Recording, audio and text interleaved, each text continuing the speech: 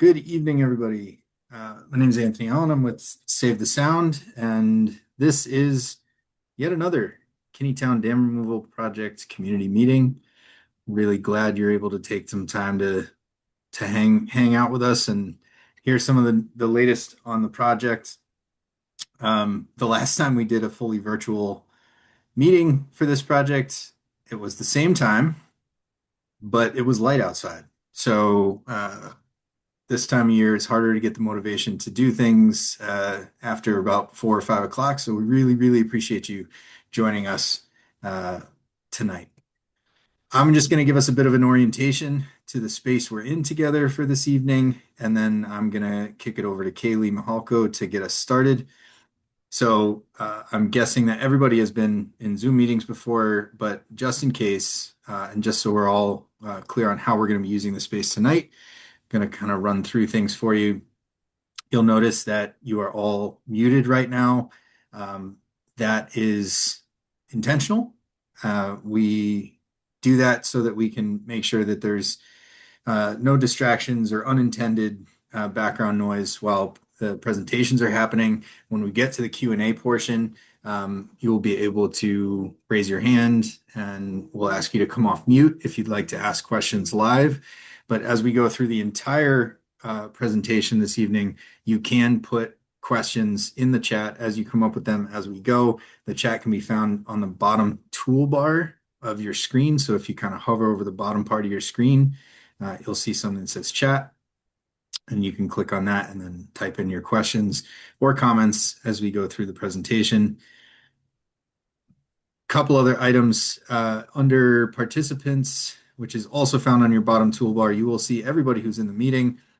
It looks like everybody has already named yourselves your real name, so I don't need to ask anybody to rename, but you do have the ability to do that if you are using someone else's account or would like to change your name to how you're feeling this evening or something. You can hit the three dots next to your name and hit rename, click rename, and you can type in your name.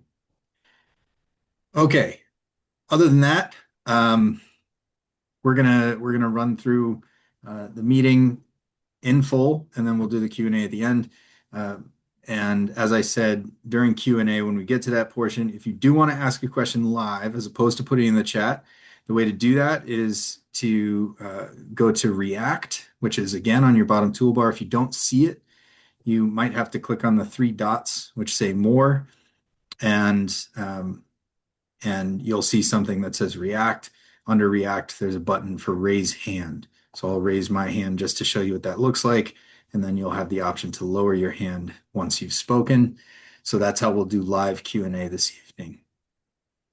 And final point, we completely understand if you've had a long day or for any other reason you want to remain off camera. I will note at this point we are recording this meeting so that folks who aren't able to attend are able to watch this recording after the fact.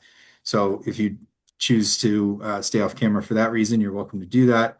If you do want to be on camera, we welcome seeing your face in the Zoom room, and you can do that by toggling on your camera. In the bottom left of your screen, there's a icon for video. You can turn that on and off. And that's our space for tonight. So I'm going to kick it over to Kaylee to introduce herself, introduce our agenda, and get us started. Hello, everyone, and I'll echo what Anthony said. Well, welcome and thank you for attending tonight and taking some time out of your evening to be with us. We have a short but comprehensive agenda today. We're going to be finishing up our introductions and welcome, and then we'll talk about the project overview, the Connecticut Brownfield Land Bank, the project updates, engineering team updates, and then Q&A and discussion. So I'm going to pass this over to Erin, who is going to start with the presentation portion. And again, just a quick reminder, if you have any questions or comments throughout, please feel free to leave them in the chat and we will address them as they come up towards the end of the Q&A portion. And thank you for being here. I'm Kaylee Mahalko. I'm the community liaison for this project, along with Jeff Brela, who's also here with us tonight. So if you have any questions, comments, anything you want to say about this project, feel free to reach out to either one of us or anyone here on the project team. So thank you. Aaron, all yours. All right, thank you. So I'm just going to give a really brief background. We've talked in depth about the background and the history of this project at other community meetings, and you can find recordings of those on the NBCOG website. Um, but tonight I'm just going to sort of quickly, give an overview of, why are we doing this? Why are we working on removing Kinneytown Dam? Um, so. Kinneytown Dam was a hydroelectric generating facility. It's permitted by FERC, the Federal Energy Regulatory Commission. Um, but the dam has not produced any electricity since 2020. It hasn't been fully operational since around 2013. Um, it is not economically viable as a hydroelectric generator. It was virtually abandoned by the previous owner of the facility.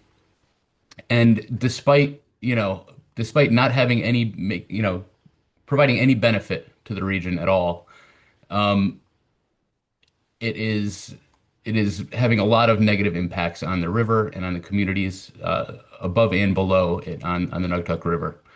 Um, it is increasing flood risk upstream and downstream. It's negatively impacting water quality. It's blocking natural sediment flows in the river.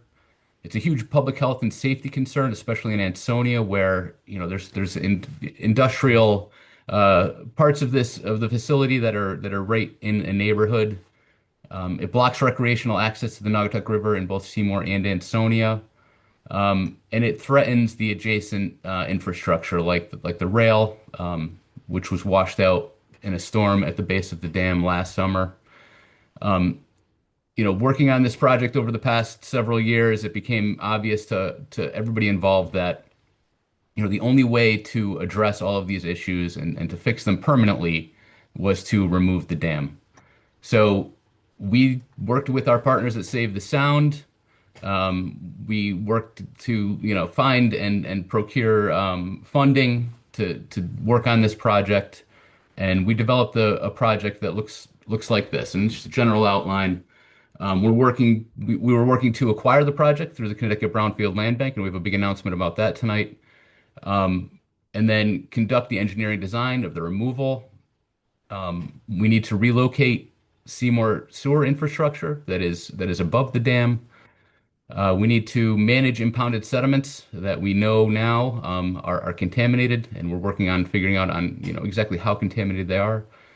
Um, we're going to decommission the dam and remove it. We're going to restore the Naugatuck River, and we're going to develop recreational access to the public to the river. And throughout, which is one of the reasons why we're here, throughout we're going to engage stakeholders and residents.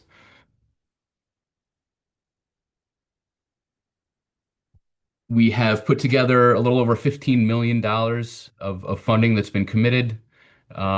And I won't go through all these right now, but we have funding from the state of Connecticut, from the federal government. Um, we understand that this is probably not going to be enough money to complete the project. We're out there looking for funding still, but as of right now, we do still have we do have over $50 million committed to the project. And then moving on to some project updates.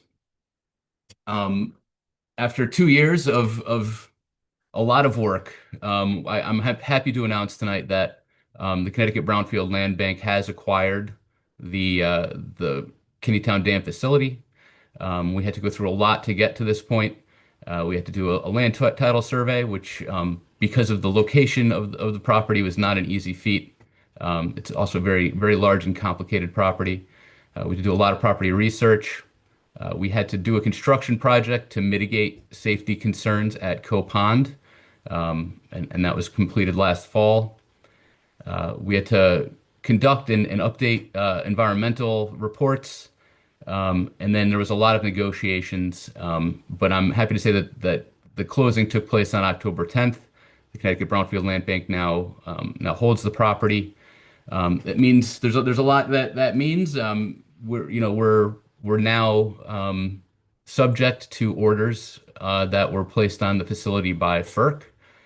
So we're working right now on releasing some of those requirements that don't make any sense now because it is not a functioning hydroelectric facility. But we talk a little about that in a minute. We did do a press release. It has been picked up. It has been in the newspapers. You may have seen it.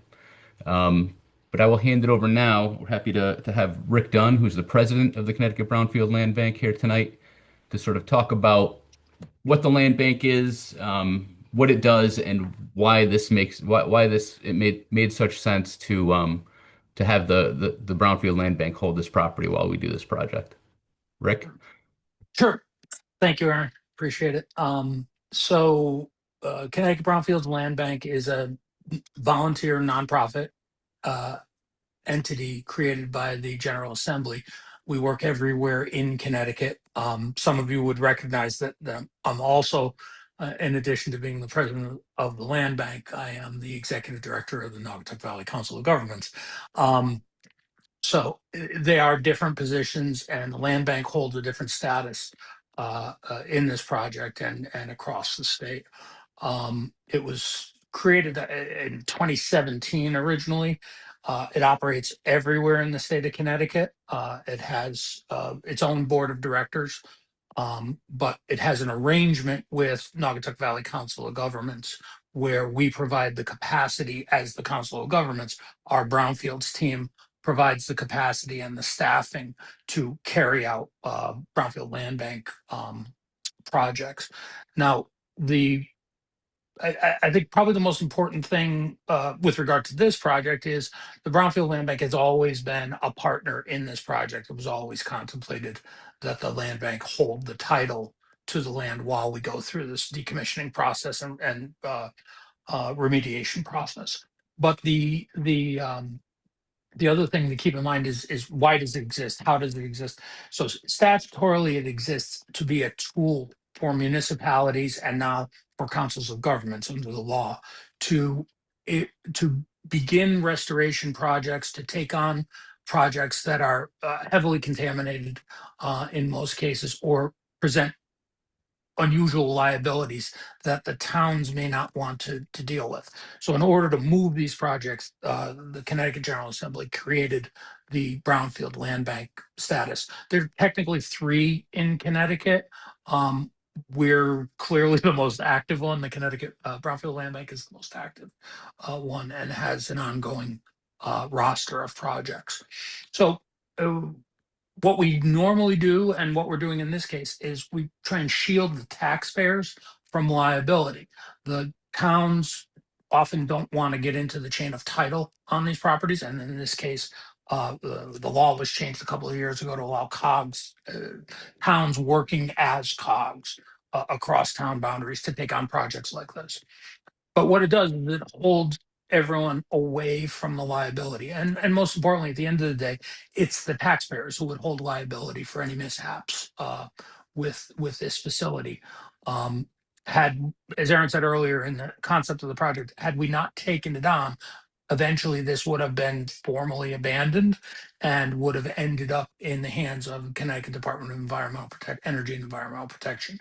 It would have then added to their roster of what I think is more than 100 abandoned dams that they need to deal with, which means this would not have, even though this is a larger one on a major river, it would take a very long time and eventually would be a lot more expensive to deal with. So, Aaron, could you just go back? I know you want me to go through this quickly, but No. I thought you had already moved on, but okay. yeah, no, I just wanted to take a look at it. So I just wanted to talk about the partnership here. To be clear, so the land bank has the ability to access funding from state and federal partners and other partners. But the project and process of the partners is not changing. The Naugatuck Valley Council of Governments sits at the center of this, is the fiduciary for almost all of the funds that have come in. and manages those under contracts. Now, some funds will come in directly to the land bank, but they'll be managed jointly. The NVCOG also handles the financial affairs of the Connecticut Brownfields Land Bank.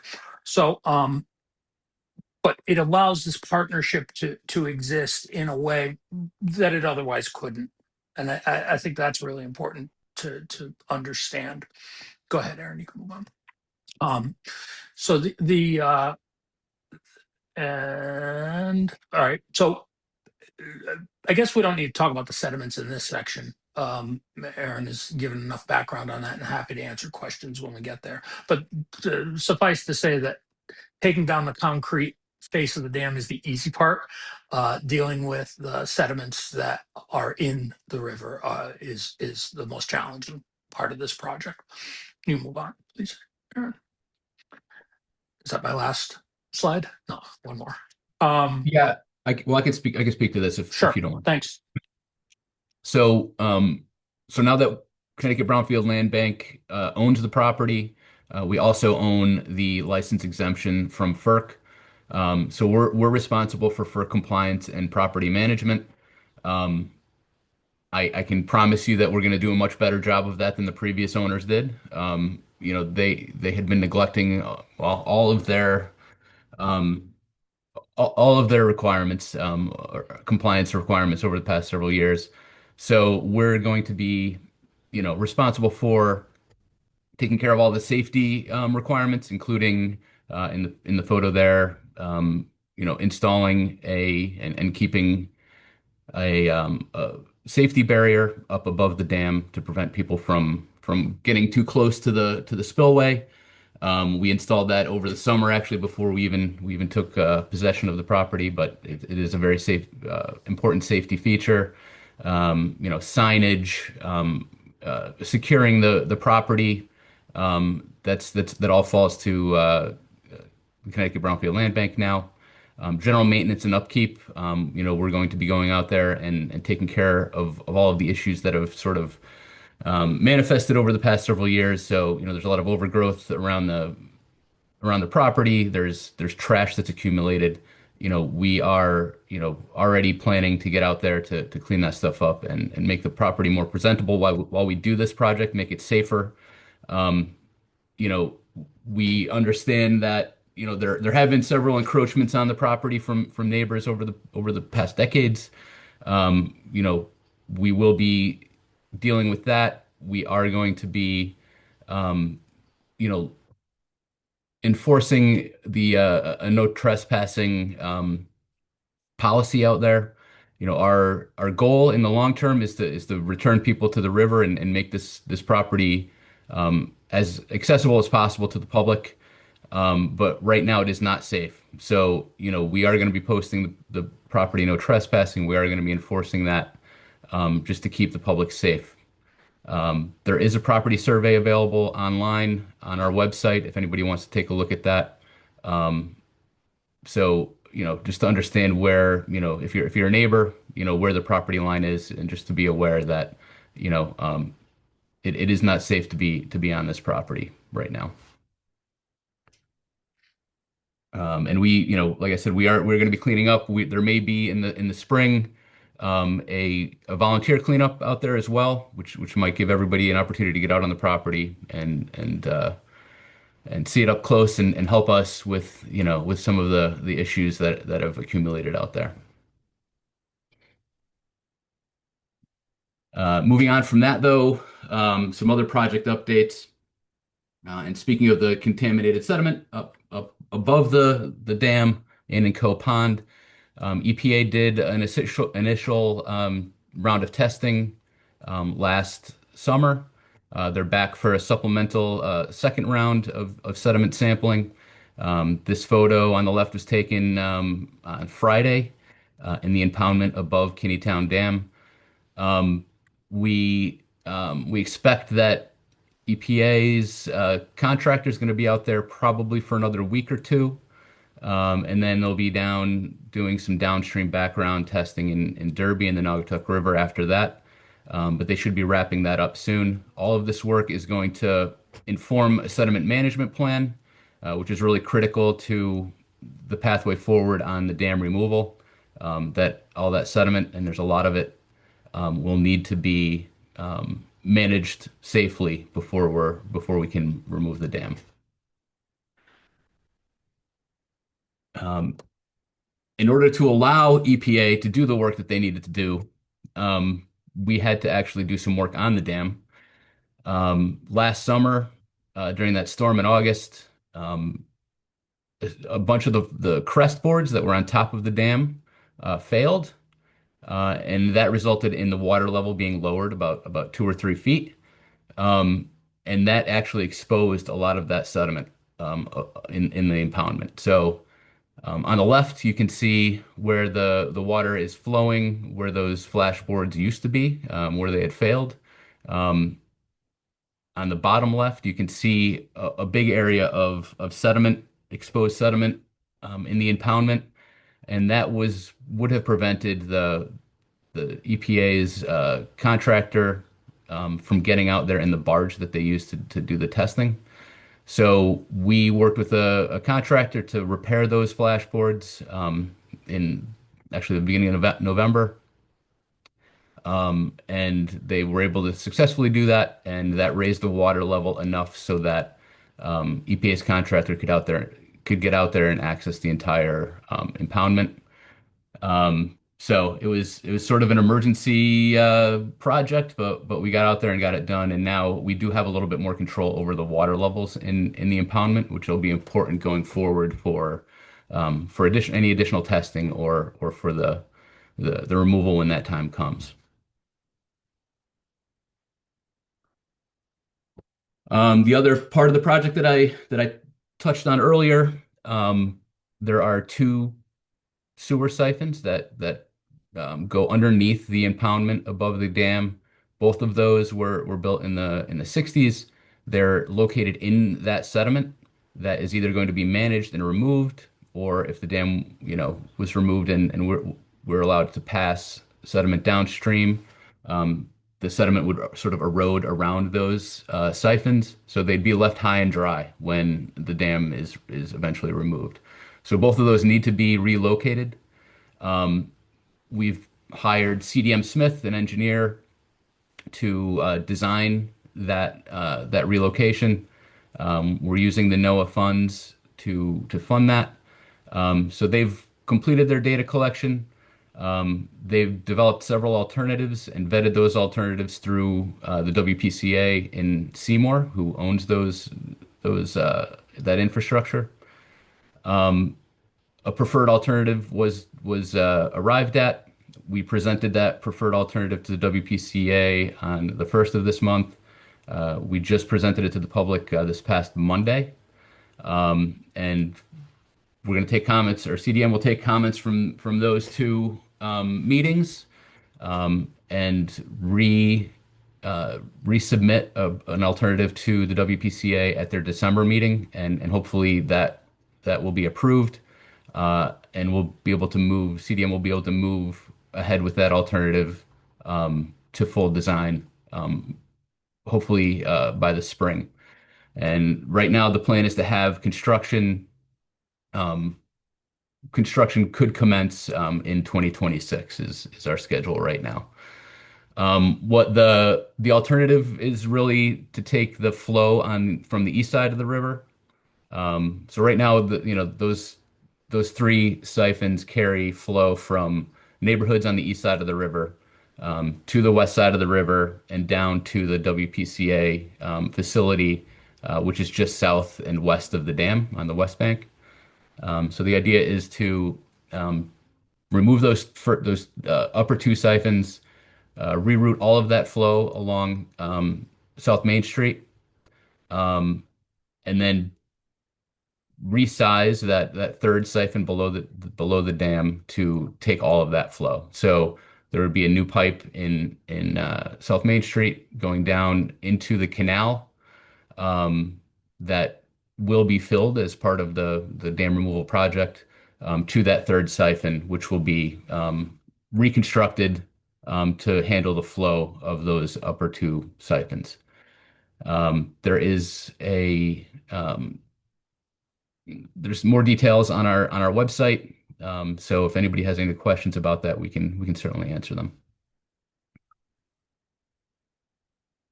On the overall dam removal, engineering, design, and permitting, GEI Consultants is working on that with their sub-consultants, Interfluve, Stimson, and MCA.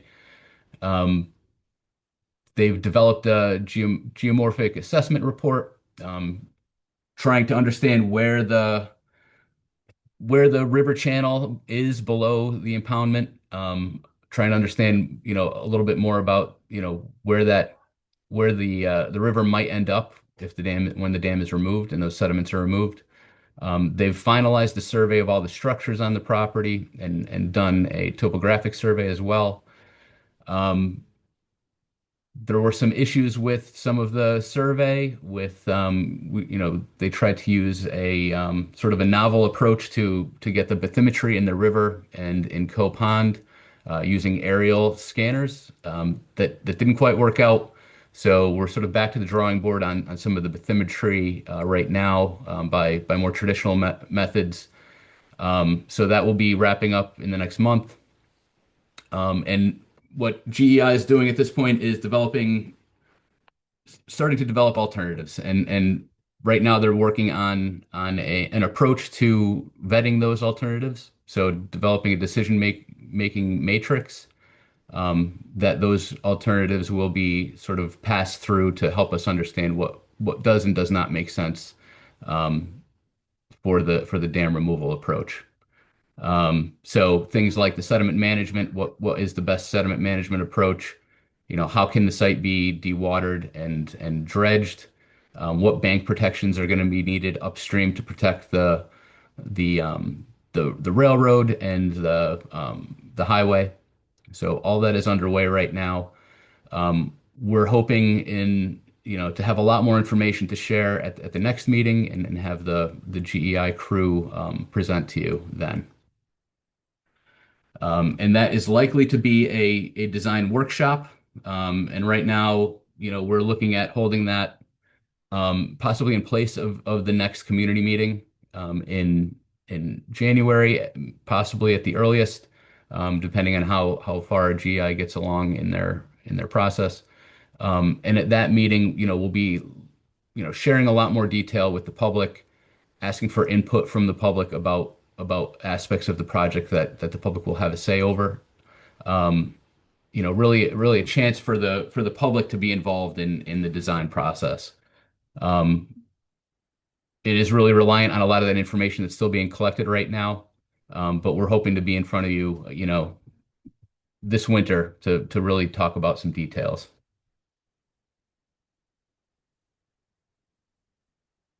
Um, as part of this project, Save the Sound has hired a documentary crew to do a three-part documentary series about the dam removal, well, about the dam and about the dam removal. Um, they've done initial interviews with several people. They've done some location video work as well, and that's going to be continuing over the next months. So what our timeline's looking like, and it's pretty similar to last time we talked. 2025 is getting close to the end here, but we're continuing with the engineering design. The EPA is going to conclude their supplemental testing. That is going to inform the sediment management plan that should be finalized early in 2026. Um, the engineering design is still going to continue in 2026. We're hoping to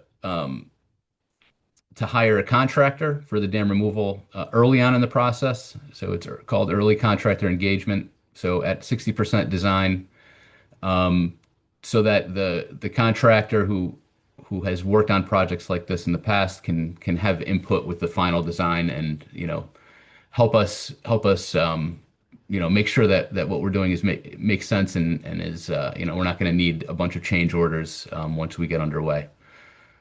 We're going to begin or really continue with the permitting work and discussions with the permitting authorities and FERC about the decommissioning. Um, We're hoping to conclude the sewer siphon design early or possibly summer 2026 and be ready to begin construction as well before the end of next year. In 2027, we're hoping to work on the sediment management and begin the dam removal. And hopefully, as early as 2028, we'll be enjoying the restored Naugatuck River. So that's all I really have for updates right now, but I'm happy to answer any questions. The rest of the team here as well are available to answer questions. Um, So quick reminder, you can put your question in the chat or you can raise your hand if you would like to come on screen and speak your question, but I don't see anything in the chat at the moment. No questions. We'll give it another minute and then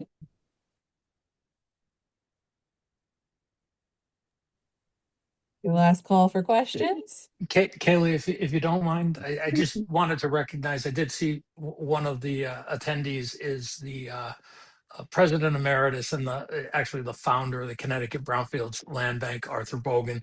So I just wanted to recognize Arthur for looking in on us and say hi, because Arthur's really the godfather of all of this environmental work that we've been doing in Connecticut for the last 25 years on brownfields.